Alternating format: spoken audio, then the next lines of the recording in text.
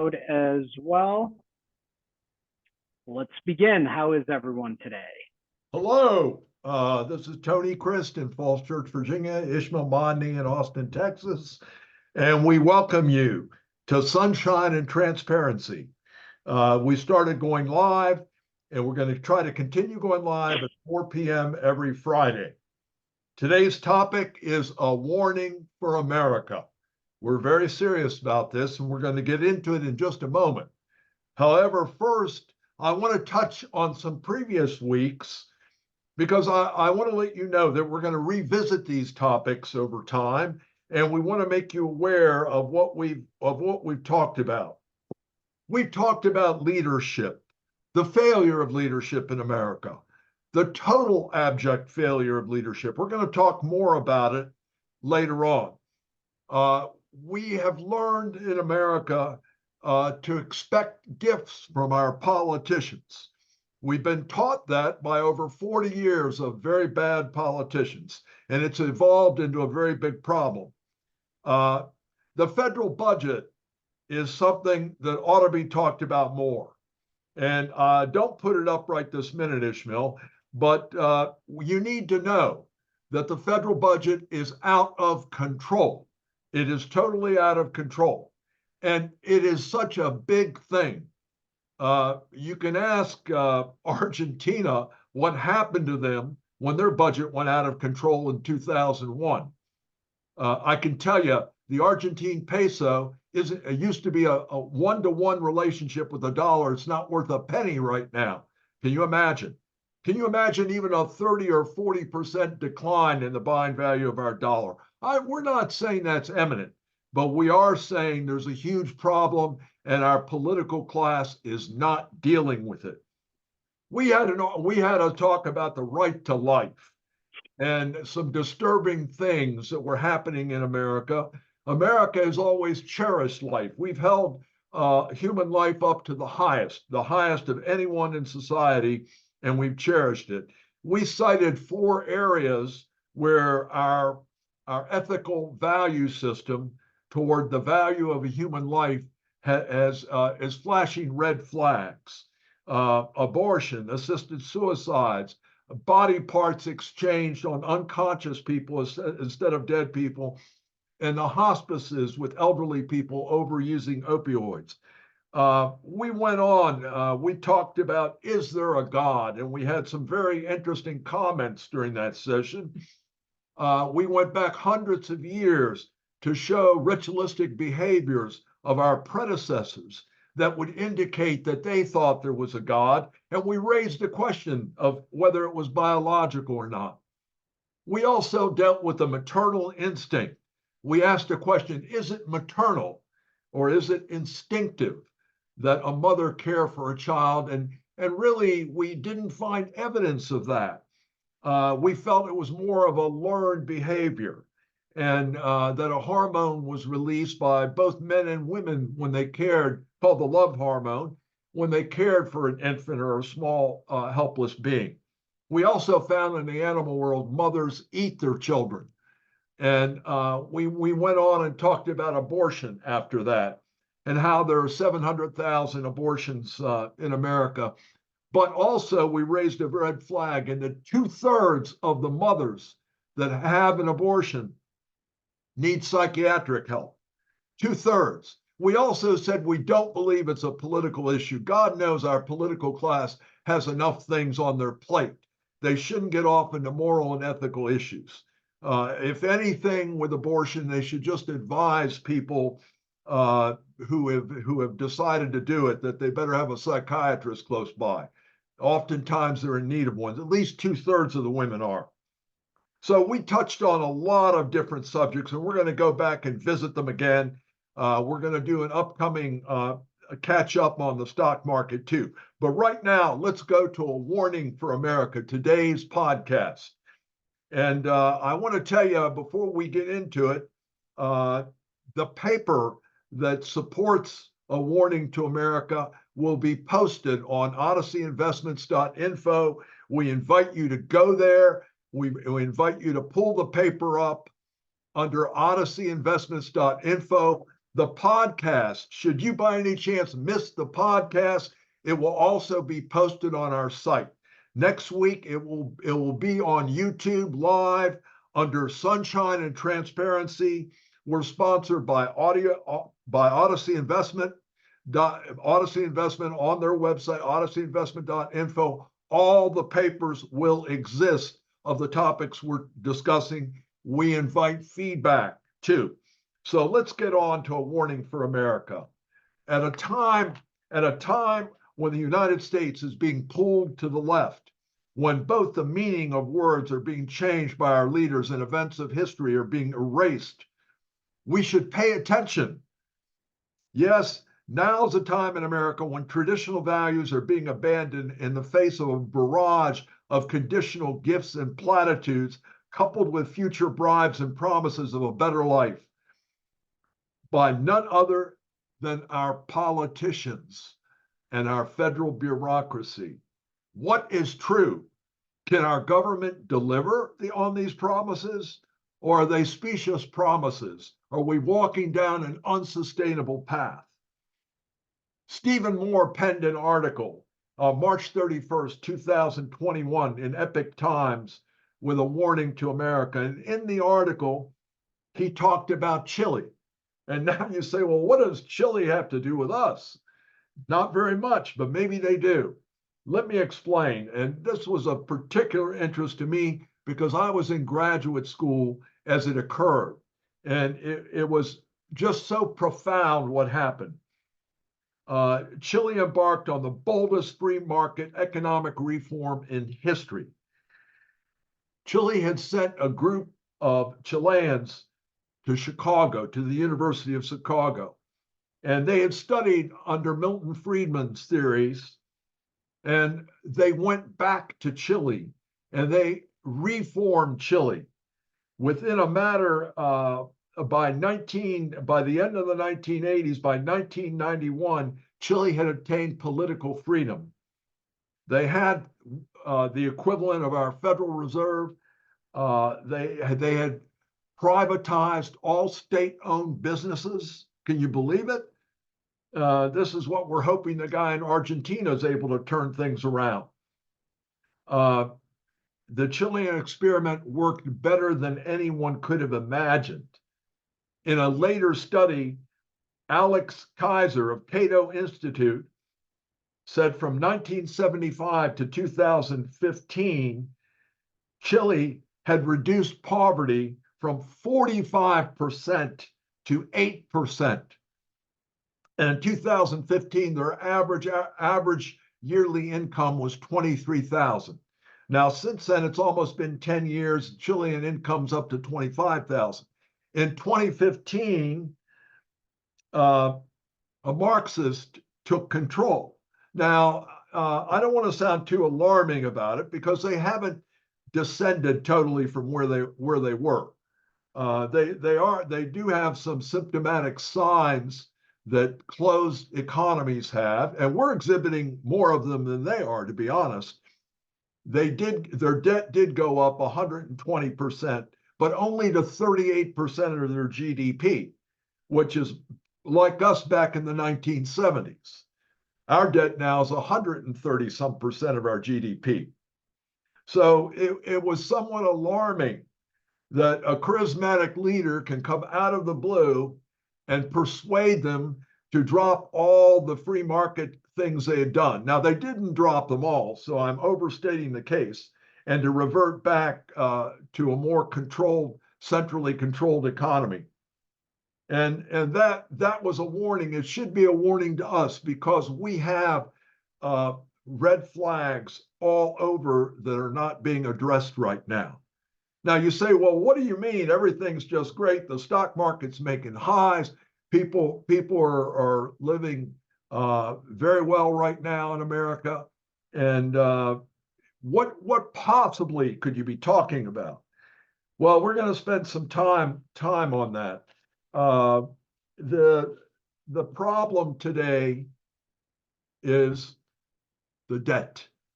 And the debt today has grown so large that were it to be portioned out, every taxpayer in America, in order to pay the debt, would have to pay $259,864. Can you imagine?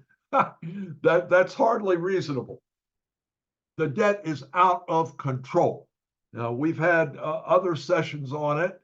The reason I keep saying that and keep repeating it is because our political class, our two presidential candidates, likely presidential candidates, Mr. Biden and Mr. Trump, neither one of them are dealing with it. As a matter of fact, they went further and they both promised everyone that they would not touch the entitlement programs or the welfare programs.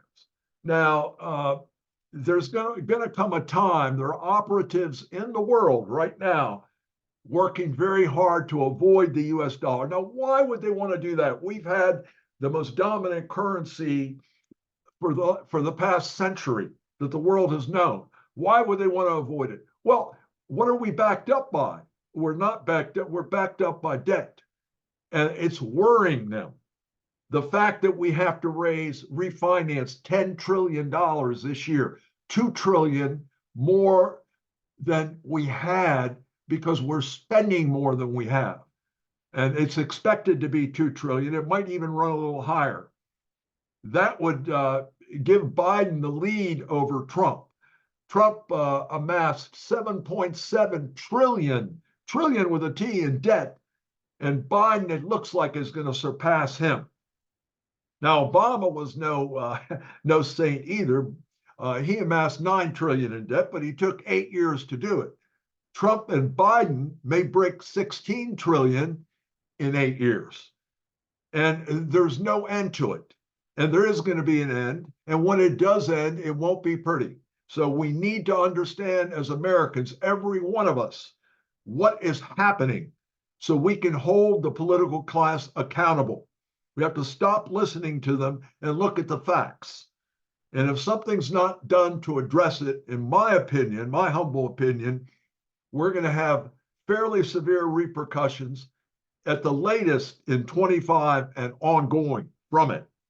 And by that, I mean our dollar, the value of our dollar. Now, we got a little hiccup in 21 with inflation, and you can see how disturbing it's been to everybody in the country.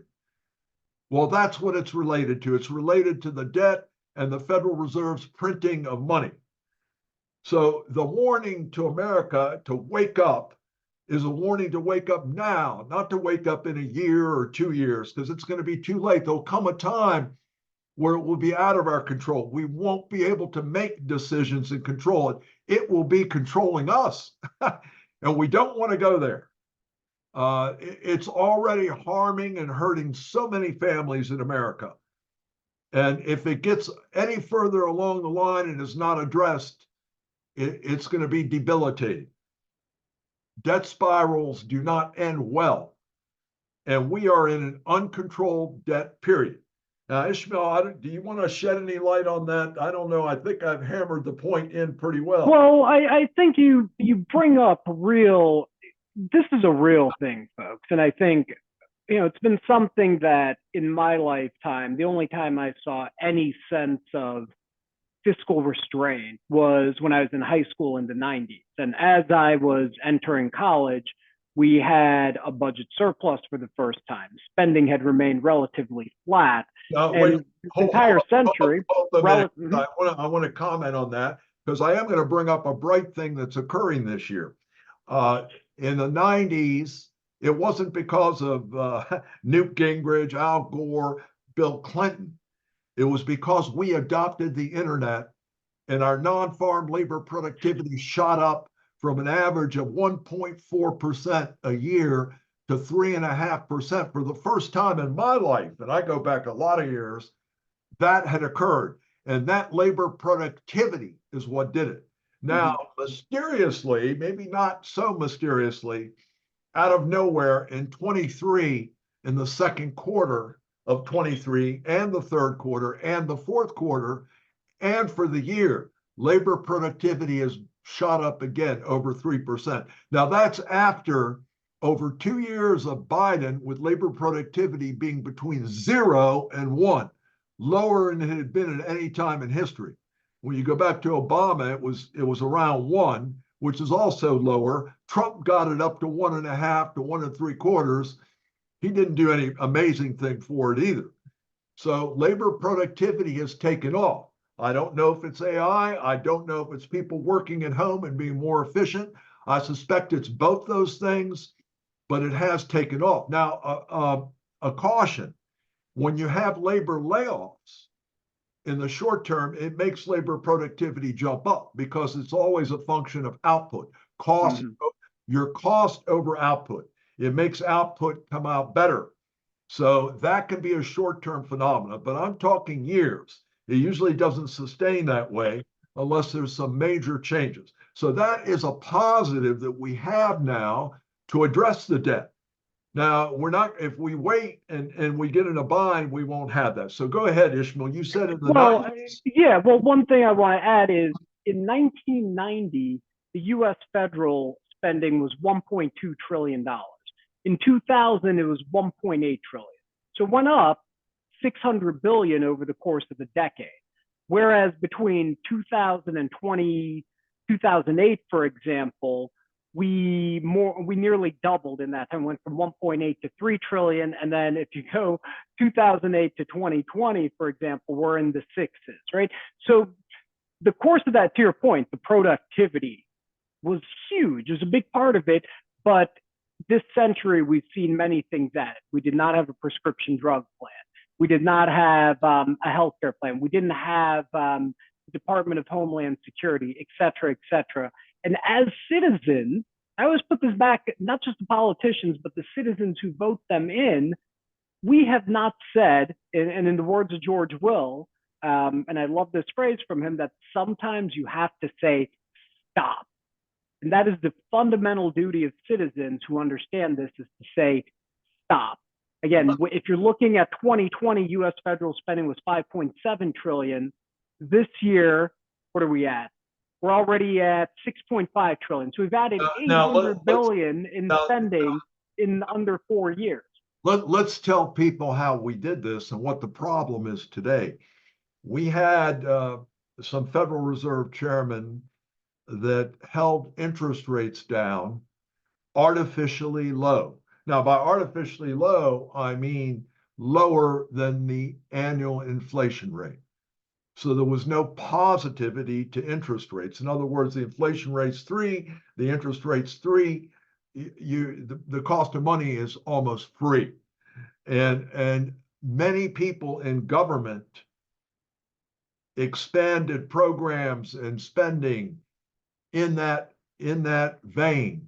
In other words, when you tell legislators that we have that the interest rate, the interest is almost free, and mind you, that doesn't mean people out in the society can borrow at 3%, but the government certainly can. The government is a standard and sets rates. And when you tell them it's practically free, guess what they do? They borrow a lot. And so our borrowing outstripped the money we were collecting. Now, the money we were collecting has gone up too. And taxes are expected to come in over 4 trillion this year, but we're spending over 6 trillion. That's T, trillion with a T. And the programs that were passed that I want to touch on in a minute have set up, in my opinion, an artificiality to the economy right now that I think is going to be tested in a couple of months. Now, we're not going to talk, we did a program on the economy. We're going to continue with that. We may do it fairly soon because there's some things out there that I want to point out to you.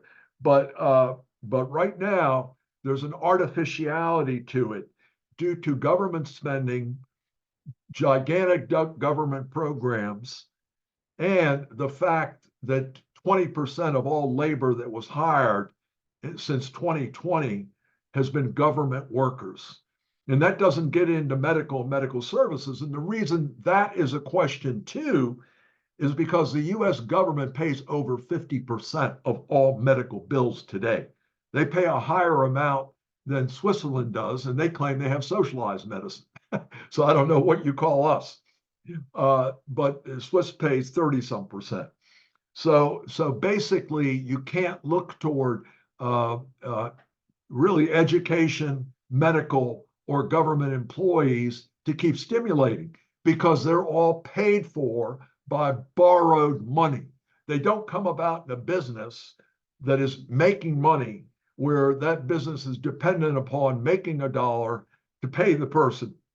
They're coming about as in direction of direct decisions, coercive decisions by government to add people, starting with the IRS right down the line. Government has added a lot of people. So basically, these programs, and you might say, what programs am I talking about? Well, the Inflation Reduction Act, the CHIPS Act, uh, there were two other ones. The first one, the COVID relief that was extended, and when Biden came in, he added another trillion to that. That was the first bill he passed. Well, all these bills that are passed require the government to spend money they don't have, which puts pressure on the dollar. And they create jobs in the short term. But later this year, they too are going to run shy, just as the government payments in COVID are running shy right now. So basically, this is a warning. Politicians ought to be accountable. Now, there have been politicians that have gotten up and spoken about these items, but they don't get a big enough stage. I'm thinking of Ron Paul in the US Senate, and they don't get, there are very few of them and far between. And the wheels keep churning and the big spenders keep winning out. And when the dollar is not honored, we're all in trouble. And I think your point there with Rand Paul in particular, and other folks as well. I think Justin Amash was another one of my favorite congressmen the last 20 years, who specifically, he had a very consistent voting record on spending and where the government's authorized to do it and doesn't work. He voted no on most spending bills and was very consistent. He, of course, made the wrong enemies and decided to retire from Congress. And I think, again, when we bring up the politicians, these are the people we, the people, choose to send. And I think it is absolutely incumbent, while we continue, we can talk about the political class and we talk about the folks in Washington, et cetera. And living here in Texas, I hear it all the time. Oh, you're from Washington. And I tell people, hey, stop sending us the worst of your people up to DC. It'd be a better town. To me, it is absolutely one of the primary duties of being a citizen to understand the impact and implications of these things. And never been. We have an opportunity to make a change if we choose to. So to me, that and politicians will respond to that. We've lost a lot of small businesses in 2020. We're not going to get into the reasons we lost them. We still have a fairly well-functioning economy, but we got to realize a lot of people are in trouble that weren't in trouble before, and that the stimulus that's propelling the economy, where you hear every month so many have been hired, and if you take the government stimulus away, it's not there. We must address these things while we still have a few months more of spending already legislated on the books. If we don't, we're going to be in for a rude awakening sooner than people think. So basically, what course can we take? Well, it's very hard for individuals. The first thing we have to do is be informed. What our program is about is we're trying to discover the truth. We have no reason. We're not representing any interest. We can tell you right now, there is not a Republican presidential candidate. Neither one of them. Republicans traditionally were fiscal conservatives. We do not have a Republican candidate. The ones running around would cynically be called rhinos. There is a third party candidate coming up. We can only hope that person would come up and outline some of the problems that we've talked about to ring a bell with people to get in that office. Because they will come home to roost and there won't be an easy solution. Unless AI just magically takes over everything by next year. And I think that's a few years off, even though it's amazing how quickly it's unfolding right now. So basically, that's what this show's about.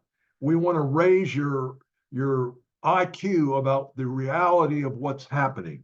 The Federal Reserve has done us no favors. There's nothing federal and there are no reserves. So to magically look around and expect the chair at the Federal Reserve or anyone there to do something. I mean, you hear so many people today, oh, when are they going to lower rates? The fact that they will have to lower rates will probably bring in a very worse economy than the one we have right now. And you can't believe people running around wishing they do it. When are they going to lower rates? Lowering rates isn't the answer. Congress must act. There must be massive changes. There must be an attempt to get our debt under control. Can you blame the BRIC countries for trying to float another currency? I mean, actually, do you really blame them? I mean, who would want to go against the dollars? Even the Saudis that signed the petrodollar accord in '74 that's kept our dollar supreme for almost 50 years, the petrodollar accord, are abandoning it. Why? Not because they dislike us, not because we didn't ship them arms, not because Washabi was here and Biden attacked them. No, because they're worried about the viability of a currency backed up with debt. They like our country. They like many things here. But even the Saudis have joined the BRICS Plus along with Iran, if you can believe it. They're a perpetual enemy of Saudi Arabia. And India, for God's sakes, has joined. These countries expect us to be responsible, and we're not. And the two guys running for president both missed the mark big time. So that's what the show's about, trying to get an awakening. We've appealed to Gen Zs and millennials. We want to get an awakening among them. We invite them to come to our next show, which will be Friday at 4 p.m. We're going to be here every week until we get an awakening. We have to have it. Our time is short. And I don't mean to be that much of an alarmist, but I can tell you, when currencies go down, when things recess, is not the time you can make the kind of change we're talking about. You have to do it when you have the upper hand. It's going to involve a lot of people. It's going to involve billionaires and everything, but there has to be a massive change. We have to get control of our debt. That's the first obligation. Maybe we have to reduce defense. We have to actually cynically, all your life, haven't you been cynical about Social Security? Don't you just sort of scuff at it and say, well, I know it won't be there when I'm old? That's always been the assumption since I ever heard of Social Security. I mean, again, I jokingly call it boomer socialism, Social Security, Medicare, and Medicaid. That's my own little joke. Well, millennials have to wake up to the fact that it's not only that's at risk, and we need to stop the decline. I mean, the Federal Reserve is incapable of adding 1 ounce of wealth or welfare to our system. All they do is try to control our behavior by manipulating interest rates and by printing money, which debases the money you have out there. And the rest of the world is laughing at us. Please, let's wake up on these issues. They're so important. And so we wish you all a blessed week. We're so happy the few of you have watched us today. Ishmael and I are going to be back again next week. We're going to keep hammering on these topics that I've mentioned. We're also going to have another show on Is There a God? We're going to talk about pantheism, theism, atheism, and we're going to try to get to the bottom of it. And then we'll have a third show, and we'll break up the theists, and we'll talk about the major religions in the world today. but we'd like you to attend. We think we're offering something that will be positive for you. You need to tune in, make it a half hour part of your week, 4 p.m. on Friday. Next week, we're going to be listed on YouTube as Sunshine and Transparency. That's the name of our show. We're sponsored by Odyssey Investments. OdysseyInvestments.info is where you're going to find the podcast if you don't go directly to YouTube and get it. And please, when you go there, look up the paper on a warning to America. There are many things we didn't touch on in the paper. We're so happy to see you all. We wish you, again, a blessed week. Anything else, Ishmael? I think we ought to. That is it. Have a wonderful week. Enjoy your Valentine's Day as well. Don't forget about that. And more to come. The year is just starting. Thanks for reminding me. Yeah. Yeah. Okay. Thank right. you, everyone. Have a wonderful weekend. Okay.